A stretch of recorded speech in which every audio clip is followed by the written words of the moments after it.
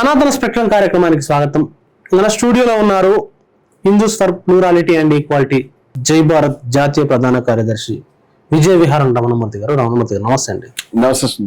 రామ మందిర స్కామ్, రామ మందిరంలో దొంగలు పడ్డారు అని ఒక స్కిట్ పార్లమెంటులో వేస్తే ఆ స్కిట్ వేసిన వాళ్ళు హిందూ మతాన్ని అవమానించారనే పేరుతో వాళ్ళ మీద కేసులు అయినాయండి. ఎట్లా చూడాలి దాన్ని? అదేండి, వాళ్ళ దృష్టిలో ఆలయంలో చోరీ చేస్తే అది హిందూ మతం పట్ల అవమానం కాదు. నలుగురు శంకరాచార్యులు వద్దు బాబు ఈ గుడి ఓపెన్ చేయకు, ఈ గుడి పూర్తి కాలేదు, మీ రాజకీయ నాయకులు దూరంగా ఉండండి, చేయొద్దు అని చెప్తే దూరంగా అది హిందూ మతానికి నష్టం కాలేదు. రాముణ్ణి పక్కన మోదీ పక్కన నిలబెట్టి ఫ్లెక్సీలు తీసుకుంటే, రాముణ్ణి నడిపిస్తున్నట్టుగా బొమ్మలు తీసి ప్రచారం చేసుకుంటే, రాముణ్ణి డైరెక్ట్ గా మనకి ఆయన మోదీ మీదే ఒరిగిపోయినట్టుగా బలహీనుడిగా చూపించే ప్రచారం చేస్తే వాళ్ళ దృష్టిలో నేరం కాదు. కానీ ఆ విషయం చెప్తే మాత్రం చాలా కోపం వస్తుంది. దొంగకి నువ్వు దొంగ అంటే కోపం రాదా? దొంగ వెళ్తున్నప్పుడు నువ్వు దోచావని చెప్తే వాడి చేతుల్లో కత్తి పెట్టి పొడవడానికి మనం ప్రయత్నం చేస్తాడు. ఆ ఆగ్రహం అర్థం చేసుకోగలిగిందే. ఇది ఇటువంటి వాళ్ళే దొంగలు కాబట్టి ఉల్టా చేస్తున్నారా? అవునండి, ఇదే పని చెప్తున్నాం కాబట్టి, ఇదే పని చేస్తున్నాం కాబట్టి నన్ను కొట్టారు. మీకు తెలుసు కదా, మోదీ తల అనేటువంటిది తీయడం అనే ఆగ్రహం వస్తే మోదీ తల తీసుకొచ్చి కృష్ణుడి తల దగ్గర పెడతారా? ఇంత దుర్మార్గం అని రావాలి. మతస్థుడికి నిజమైనటువంటి విలువల పట్ల గౌరవం ఉన్నటువంటి వ్యక్తికి రావాల్సిన ఆగ్రహం అది. దానికి బదులు నువ్వు తలకాయ అంటావని నన్ను కొట్టాడు కదా. ఈ తలకాయ అంటావని కొట్టడానికి అక్కడ స్కిట్ వేస్తుంటే దాని స్కిట్ మీద కోపం ఎందుకు? నీకు రావాల్సిన కోపం కోట్ల రూపాయల దొంగతనం మీద రావాలి. అది ఇవాళ చేసావా నువ్వు? అసలు నా బాధ ఏంటంటే అపోజిషన్ కూడా, ఈ దేశంలో ఉన్న ప్రజలందరూ కూడా అర్థం చేసుకోవాల్సిన విషయాలు ఏమిటంటే, ఎంతసేపు ఇది నిన్న మొన్న జరిగిన చోరీగా దీన్ని చూస్తున్నారు. ఇది ట్రస్ట్ ఏర్పడక ముందు నుంచి ఈ యొక్క సంఘ్ పరివారు బీజేపీ, బాబా లాల్ దాస్ గారు అయోధ్య రామాలయ ప్రధాన పూజారి, వారు చాలా విస్పష్టంగా చెప్పారు ఏమిటంటే బ్యాంక్ అకౌంట్ లో డబ్బులు ఉన్నాయి. మీరు ఇప్పుడు చూడండి 91లో 90లో మీరు వెళ్ళి చూడండి, ఈ బ్యాంక్ అకౌంట్ లో డబ్బులు ఉన్నాయి. ఈ డబ్బులు భక్తులు ఇచ్చినటువంటివి 2 కోట్ల రూపాయలు జర్మనీ నుంచి. ఎప్పుడంటే 36 ఏళ్ల క్రితం 2 కోట్ల రూపాయలు జర్మనీ నుంచి 2 కోట్లు వచ్చినాయి. బిర్లా గారు కోట్లు ఇచ్చాడు, దాల్మీ గారు కోట్లు ఇచ్చారు, టాటా గారు కోట్లు ఇచ్చారు. లేకపోతే ఇవన్నీ ఆయన చెప్పి ఈ డబ్బులన్నీ బ్యాంకులో ఉన్నాయి, బంగారం ఇటుకలు వచ్చాయి, వెండి ఇటుకలు వచ్చాయి, కలెక్షన్ చేశారు. ఇప్పుడు 91లో ఈ డబ్బులు బీజేపీకి తరలిస్తున్నారు రాజకీయ కార్యక్రమానికి అని చెప్పాడు స్పష్టంగా. అంత స్పష్టంగా చెప్పాడు బీజేపీకి తరలిస్తున్నారు. ఇవన్నీ కూడా మనకి ఇప్పుడు కూడా ఆ పత్రికల ఇంటర్వ్యూలు కానీ, ఆ యొక్క ఆయన డాక్యుమెంటరీస్ లో ఆయన మాట్లాడిన విషయాలు స్పష్టంగా కనిపిస్తాయి. ఆయన చెప్పినప్పుడు పోనీ ఆయన ఒక్కడు చెప్పాడా? అదే సమయంలో ఇన్కమ్ ట్యాక్స్ డిపార్ట్మెంట్ కి హెడ్ గా ఉన్నటువంటి విశ్వబంధు గుప్తా గారు ఆ రోజే ఏమని చెప్పాడంటే, బాబు మీరు వేసినటువంటి ఏదైతే ఉన్నాయో, మీరు వేసినటువంటి ఈ రిటర్న్స్ ప్రాపర్ గా లేవు, బ్యాంక్ అకౌంట్స్ తో సరిగా టాలీ కావట్లేదు అని నోటీస్ పంపించాడు ఆయన. విశ్వబంధు గుప్తా గారికి జరిగినటువంటి పద్ధతి ఏమిటంటే, ఆయన తిట్లు, దూషణలు, బెదిరించులు, చివరికి సస్పెన్షన్ అది జరిగింది. మరి ఇట్లా బాబా లాల్ దాస్ గారి పరిస్థితి ఏమిటంటే, బాబా లాల్ దాస్ గారు చెప్పారు నా మీద బాంబు గారు జరిగింది, నేను చచ్చిపోవాలని వినాయక గారు యజ్ఞం చేయిస్తున్నాడు, నా పరిస్థితి ఈ విధంగా ఉంది. 50-60 మంది పూజారులు ఏ విధంగా మఠాలను కబళించారు, ఏ విధంగా ఆలయాలను కబళించారు. వాళ్ళు మొట్టమొదట మేము మతం అని చెప్పేసి వస్తే, ఏ మఠంలోకి ఆలయంలోకి వస్తే సరే ఒక గది వాడుకుంటామని ఎవరట, ఎవరు వచ్చి ఆర్ఎస్ఎస్ వాళ్ళు, సంఘ్ పరివార్ ఒక గది వాడుకుంటాం అంటే సరే. మన మతం గురించి చాలా మంది అభిమానం హిందువుల్లో భ్రమ ఏంటంటే వీళ్ళు మతం గురించి బాధపడుతున్నారు. ఆ తర్వాత ఇంకొంతమంది రావడం, ఆ తర్వాత అక్కడ కార్యక్రమాలు పెట్టడం, ఆ తర్వాత అసలైనటువంటి పూజారుల్ని, అసలైనటువంటి ధర్మకర్తల్ని ఎల్లగొట్టడం. ఈ విధంగా అయోధ్య ప్రాంతంలోనే 50 నుంచి 60 మంది పూజారులు చంపారని చెప్పి కొన్ని పేర్లు కూడా చెప్పాడు. ఎంతమంది చెప్పిన నన్ను వదిలిపెడతారా అని చెప్పాడు, నన్ను వదిలిపెట్టరు అని చెప్పాడు, నాకు రక్షణ కావాలని చెప్పాడు. ఆయన్ని తొలగించారు, రక్షణ ఇవ్వలేదు, చంపేశారు. ఇవన్నీ కాదని ఇంకో గౌరవం చెప్తాను. అయోధ్యలో బాబ్రీ మసీదు డిమాలిషన్ జరిగింది కదా 92లో. జరిగినప్పుడు అక్కడ విగ్రహాలను తీసుకొచ్చి ఒక మేక్ షిఫ్ట్ టెంపుల్ పెట్టారు కదా. ఇప్పుడు అక్కడ ఒక డిబ్బీ ఉందండి, ఆలయం, పూజలు, ప్రసాదాలు అన్నీ నడిచినాయి, దానికే పూజారు లాల్ దాస్ గారు. ఆ డిబ్బీ ఏదైతే ఉందో ఆ డిబ్బీలో లక్షల రూపాయలు హుండీ. ఈ హుండీ అనేది మరి మీరు నేను ఉన్నాయంటే నమ్మకలే కానీ ప్రధాన పూజారి చెప్తే నమ్మాలిగా. ఇప్పుడు లక్షల రూపాయలున్న హుండీ గాయబ్. 92లో విగ్రహాలు వచ్చినాయి కానీ అది పెట్టలేదు. మరి భక్తులు అయితే నిజంగా మతం మీద కోరుకుంటే పెట్టరా? అంత పెద్ద ఉండిని ఒకళ్ళు ఎవరో తీసుకెళ్ళలేరే. దానిలో గ్రూప్ ఆఫ్ పీపుల్ ఆ యాక్టివేట్ లో ఉన్నవాళ్ళు, అద్వానీ గారు నిలబడున్నారు అక్కడ ఫీల్డ్ లో, ఉమాభారత్ నిలబడున్నారు, సాధ్వి రితంబర్ నిలబడున్నారు, మురళీ మనోహర్ జోషి నిలబడున్నారు. ఆవిడకి తక్కువ మరో కూలగొట్టించారు కదా. ఓకే, ఆ హుండీ ఎక్కడ పోయింది? ఆ రోజే రాముడు డబ్బులు చోరీ చేయడానికి మీరు మొహమట్లే. మీరు వచ్చింది రామభక్తులు అయితే రాముడి మీద ఉంటుంది, హుండీ ఎందుకు చోరీ చేస్తారండి? ఇది నేను చెప్పింది కాదు, స్వయంగా ఆలయ పూజారి చెప్పినటువంటి విషయాలు ఇవన్నీ కూడా. అంతేకాదు అసలు విగ్రహమే మార్చేసి అమ్మేసుకున్నారని చెప్పాడు. విగ్రహం అది కాదు, మార్చారని చెప్తున్నాడు. సరే, ఇప్పుడు అదొక కథ. నేను అనేది ఏంటంటే దొంగతనాలు అప్పటి నుంచి మీరు చేస్తూ ఉన్నారు కదా, ఈ రికార్డు ఉంది కదా. విహెచ్పికి, ఆర్ఎస్ఎస్ కి, సంఘ పరివారికి అసలు అయోధ్య ఉద్యమంతో ఏం సంబంధం ఉంది? మీకున్న సంబంధం వల్ల డబ్బులు సంపాదించుకోవడానికి, రాజకీయ అధికారంగా వాడుకోవడానికి, దేశం అంతా యూనిట్లు పెట్టుకోవడం, దేశం అంతా యూనిట్లు. అక్కడ ఉన్న నిర్మోహి అఖాడాకు లేవు. నిర్మోహి అఖాడా ఉద్యమం నడిపించింది. నిర్మోహి అఖాడా ఈ దేశం అంతా సేకరణ సంస్థ కాదు, అది ధార్మిక సంస్థ. మీకులాగా ఏదో సాంస్కృతిక సంస్థ పేరు పెట్టుకుని మతోన్మాదాన్ని రేపేది కాదు, రాజకీయ పార్టీ కాదు. ఆర్ఎస్ఎస్, విహెచ్పి, బీజేపీ తరహా సంస్థ కాదు అది. నిర్మోహి అఖాడా ఆ రోజు ఆ ఉద్యమంలో ప్రధానంగా ఉన్నదని చెప్పడానికి అనేక రుజువులు మనకు స్పష్టంగా ఉన్నాయి.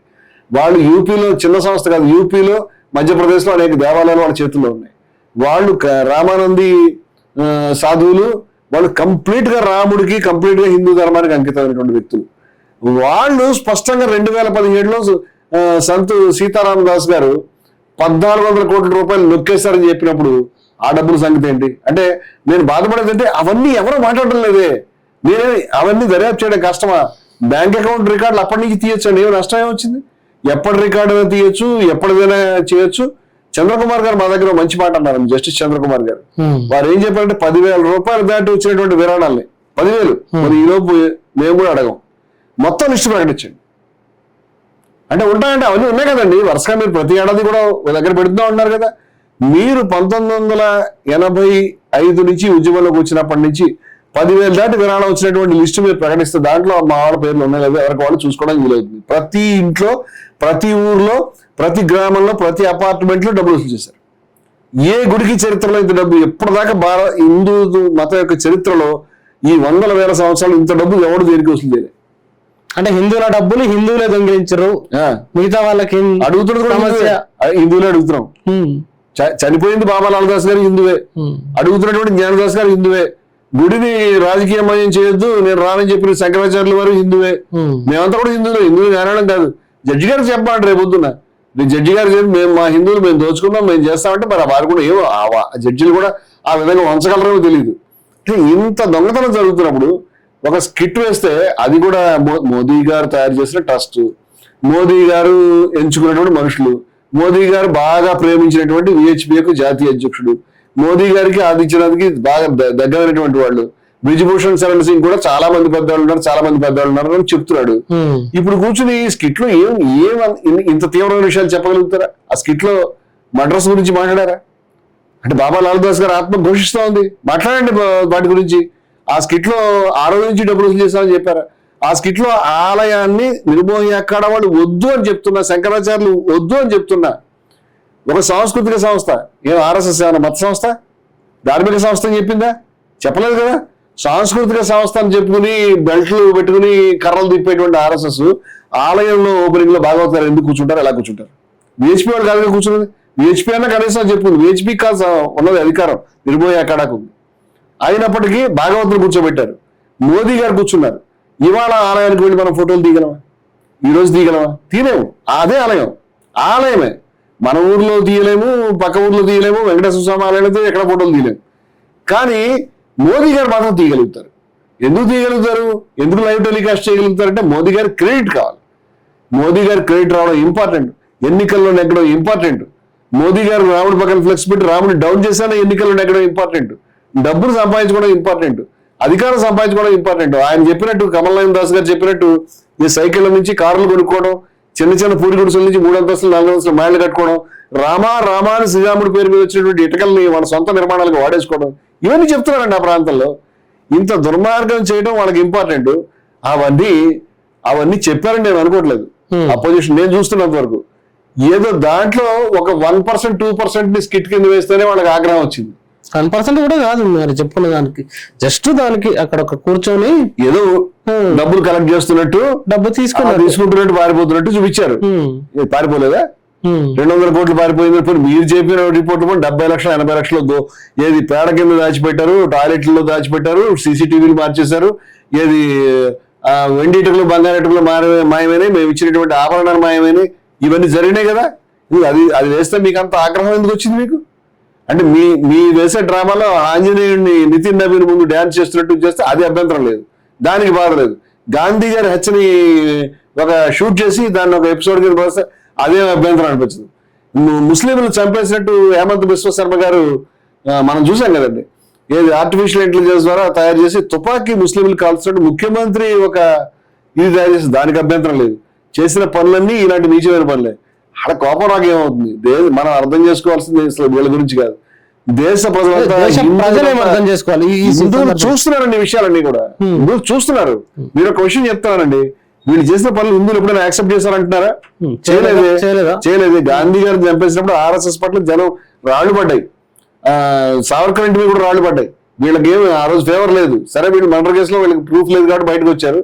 ఐడియాలజీకి మీరే కారణమని పటేల్ గారు చెప్పారు, విద్వేష భావజాలను మీరే పుట్టించారని అది మనం చూపించాం. ట్రూత్ ట్రైమ్స్ అంటే సత్యం బయటపడుతుంది, సత్యం విజయం సాధిస్తుందని. ఆ సత్యం విజయం సాధించింది కాబట్టి ఇవాళ అనేక విషయాల్లో 1992లో బాబ్రీ మసీదుని డిమాలిషన్ చేసిన తర్వాత 1993 ఎన్నికల్లో ఓడిపోయారు బాబా లాల్దాస్ గారిని చంపేసిన తర్వాత. అలాగే అయోధ్యలో మీరు గొప్పగా ఘనంగా చెప్పుకుంటూ అక్కడ ఆలయాన్ని ప్రారంభించిన తర్వాత అదే అయోధ్య ప్రాంతంలో ఓడిపోయారు. ఇది హిందువులు కాదు అక్కడ ఉన్నది, హిందువులు చూస్తున్నారు కాబట్టి, హిందువులు గమనిస్తున్నారు కాబట్టి ఇవాళ కోట్ల మంది హిందువులకి ఒక శరాఘాతంలాగా లోపల గుండెలు గుణపం గుచ్చుకున్నట్టు అయోధ్యలో జరిగినటువంటి దొంగతనం బయటకు వచ్చింది. నా బాధ ఏంటంటే అసలు మొత్తంగా బయటకు రాలేదు, కొంచెమే బయటకు వచ్చింది. ఇంకా నెత్తులు హత్యలు బయటకు రాలే. అవన్నీ కూడా బయటకు వచ్చి డిబేట్ కావాలని నేను కోరుకుంటాను. ఎందుకంటే నేను బాబా లాల్దాస్ గారిని మతానికి ప్రతీకగా చూస్తాను, జ్ఞానదాస్ గారిని ప్రతీకగా చూస్తాను, అదే విధంగా గాంధీ గారిని ప్రతీకగా చూస్తాను.